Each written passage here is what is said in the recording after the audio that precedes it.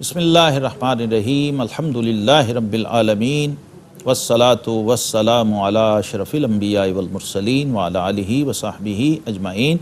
नाज़रीन मोहतरम, सूरा अल-अनआम 7वां पारा और सूरा अनआम 7वें पारे का आखिरी रुबा यानी आज 7वां पारा, उसका तफसीरी खुलासा मुकम्मल हुआ चाहता है।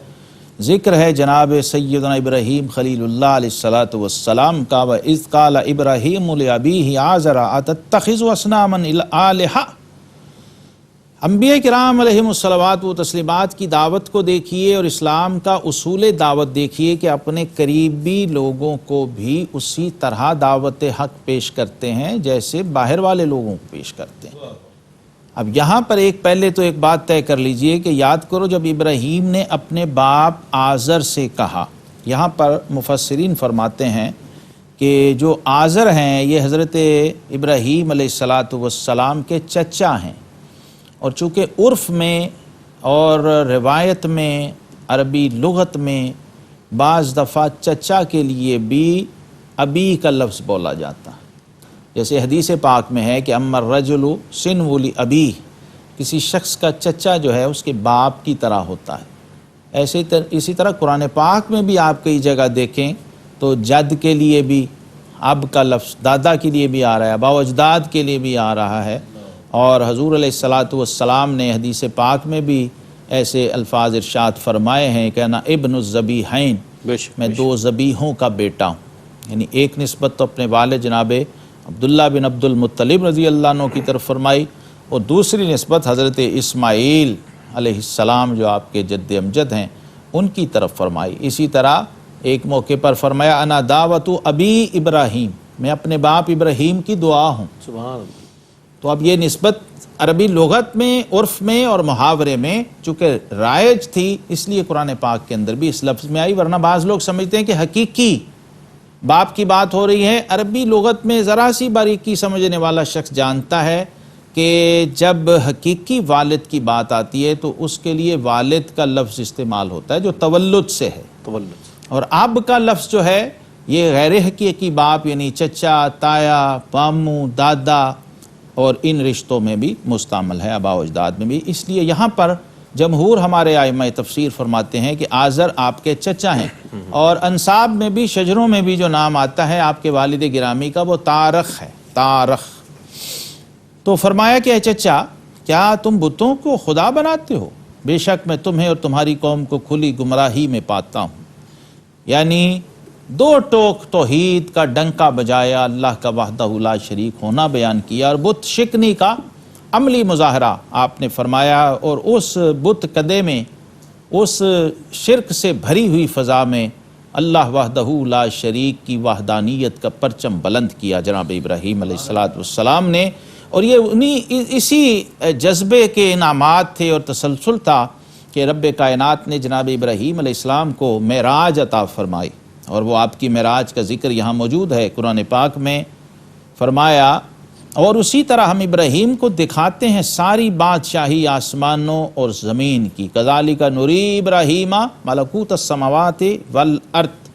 ये जनाब खलील की मेराज है कि अल्लाह ने उनको ज़मीन व आसमान का मुशाहिदा करवाया, और हबीब की मेराज क्या है? उन्हें अपनी ज़ात का मुशाहिदा। सुभान अल्लाह। जनाब कलीम की मेराज क्या है? तूर पर कलाम फरमाया जी। जनाब खलील की मेराज क्या है? आपको ज़मीन व आसमान के मुशाहिदात करवा दिए। और अपने हबीब की मेराज क्या है? अपना जलवा दिखा दिया। सुभान अल्लाह, सुभान अल्लाह। मूसा ज़े होश रफ्त बयक जलवा सिफ़ात, तू ऐने ज़ात मी निगरी दर तबस्सुमी। क्या कहना। अब देखिए मदारिज हैं, मरातिब हैं, ये भी हमने समझने हैं। साथ साथ कुरान का जो उसलूब बयान है मोजज़ाना है। एक ही लफ्ज़ में, एक ही आयत में हज़ार हा हिकमतें पोशीदा और छुपी हुई हैं। फरमाया फिर जब उन पर रात का अंधेरा आया और एक तारा देखा तो बोले काला हाज़ा रब्बी। अब तारा चमका ना तो उस रोशनी ने मुतवज्जे किया, स्पार्क हुआ, तो फरमाया ये मेरा रब है। ये तलाश का, तजस्सुस का अमल है।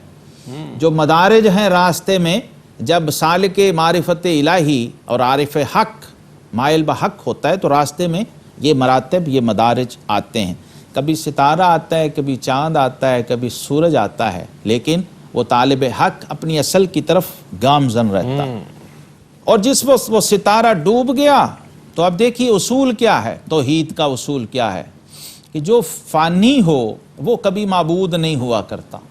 معبود ہونے کی بنیادی شرط ہے کہ وہ باقی ہو، واہ واہ واہ، وہ مستقل بالذات ہو، کیا بات، وہ قدیم ہو، سبحان اللہ، وہ ازلی ہو، وہ ابدی ہو، کیا وہ بات، اول ہو، وہ آخر ہو، وہ ظاہر ہو، وہ باطن ہو۔ واہ، یہ یاد رکھیے، توحید کا جو میسج جگہ جگہ پر قرآن پاک کی آیات میں بکھرا ہوا ہے، اس کی جو روح بکھری ہوئی ہے، اسے ہم نے سمجھنا ہے۔ جب کوئی غروب ہونے والا آ گیا تو سمجھو وہ معبود نہیں ہے۔ یہ اصول دیا۔ ستارہ ڈوبا تو فرمایا لا احب الافلین، فرمایا میں ڈوبنے والوں کو معبود نہیں بنا سکتا۔ جو غروب ہو جائے وہ میرا محبوب نہیں ہو سکتا، کیونکہ جو اہل حال اور عرفا ہیں وہ کہتے ہیں کہ نہ شبم نہ شب پرستم کے حدیث خواب گویم، جو غلام آفتابم ہم از آفتاب گویم، کیونکہ میں آفتاب کا غلام ہوں، اس لیے ہر بات سورج کی روشنی میں کرتا ہوں، دن کے اجالے میں کرتا ہوں۔ نہ میں شب ہوں نہ شب پرست ہوں، نہ میں خود رات ہوں نہ رات کا پجاری ہوں کہ خواب کی باتیں کروں۔ اللہ، یہ ہے اسلام کی اپروچ، اسلام کی روح۔ جیتے جاگتے کھلی آنکھوں سے ہر چیز کو دیکھا اور دکھایا جاتا ہے اور پھر منوایا جاتا ہے۔ پھر چاند کو دیکھا چمکتے ہوئے، چاند کو وہاں بھی یہی کیفیت ہوئی۔ پھر سورج کو دیکھا نصف النہار پہ اپنی آب و تاب پہ، فرمایا ھذا اکبر، یہ تو بہت ہی بڑا ہے، یہ ہو سکتا ہے، لیکن آخر وہ چمکتا دمکتا سورج بھی غروب ہو گیا۔ توحید میں اور شرک میں ناظرین یہی فرق ہے، شرک کا انجام آخر ڈوب جانا ہے، اور توحید کا پرچم ہمیشہ ایک ہی حال میں لہراتا رہتا ہے۔ افلت شموس الاولین و شمسنا ابدا علی افق العلی لا تغرب، حضور غوث پاک محبوب سبحانی عبد القادر جیلانی رحمۃ اللہ تعالی علیہ، آپ نے فرمایا، اور جناب ابراہیم علیہ السلام کو جب منزل ملی اور اللہ رب العالمین کا قرب و وصل حاصل ہوا تو فرمایا میں اب سب سے منہ پھیر کے اپنے رب کی طرف متوجہ ہوتا ہوں۔ انی وجہت وجہی للذی فطر السماوات والارض حنیفا وما انا من المشرکین۔ دین حنیف یہ ہے کہ آپ ایک معبود کو ایسے مانیں کہ اس میں دوسرے کی کوئی آمیزش نہ ہو، کوئی ملاوٹ نہ ہو، کوئی گنجائش نہ ہو۔ جو توحید کا حصار ہے وہ ایسا پکا اور پختہ ہو کہ اس میں غیر کا گزر نہ ہو۔ حضرت سیدنا شاہ نقشبند فرماتے ہیں ہر کے دیدہ و شنیدہ و فہمیدہ شد ہما غیر است، ہمارا بتیغ لا نفی باید کرت۔ فرمایا جو چیز کان سے سنائی دے، آنکھ سے دکھائی دے اور عقل سے سجھائی دے، وہ سب غیر اللہ ہے، وہ اللہ نہیں ہے۔ لا کی تلوار سے سب کو اڑاتے جاؤ تو اللہ کا اس بات ہو جائے گا، پھر اللہ ملے گا، پھر اللہ نصیب ہوگا۔ یہ روح ہے، یہ حقیقت ہے اس بندگی کی، جب بندہ اپنے رب کی طرف متوجہ ہوتا ہے۔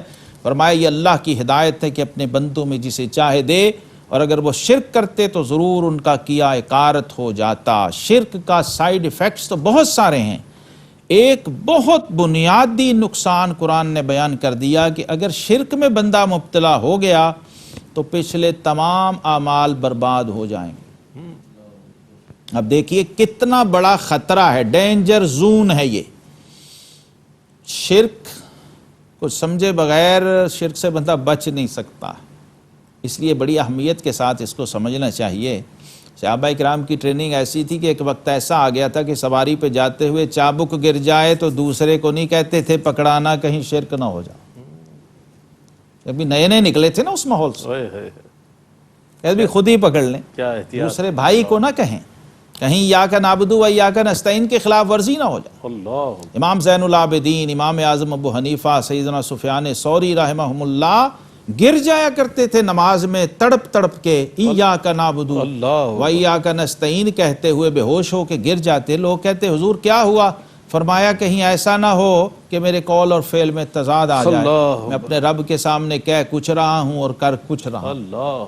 یہ نزاکتیں ہیں توحید کے حوالے سے کہ چو گویم من مسلمانم بلرزم کہ دانم مشکلات لا الہ را۔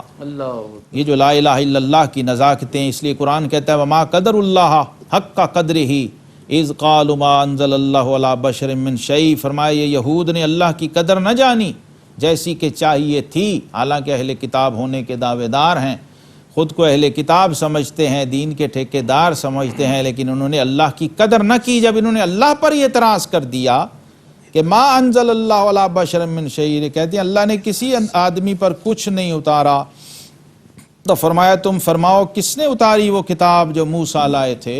موسیٰ بشر نہیں تھے؟ تو گویا تم تورات، دیکھیے قرآن کا انکار، تورات، انجیل، زبور سب کا انکار ہے، اور تمام صحیفوں کا انکار ہو جاتا۔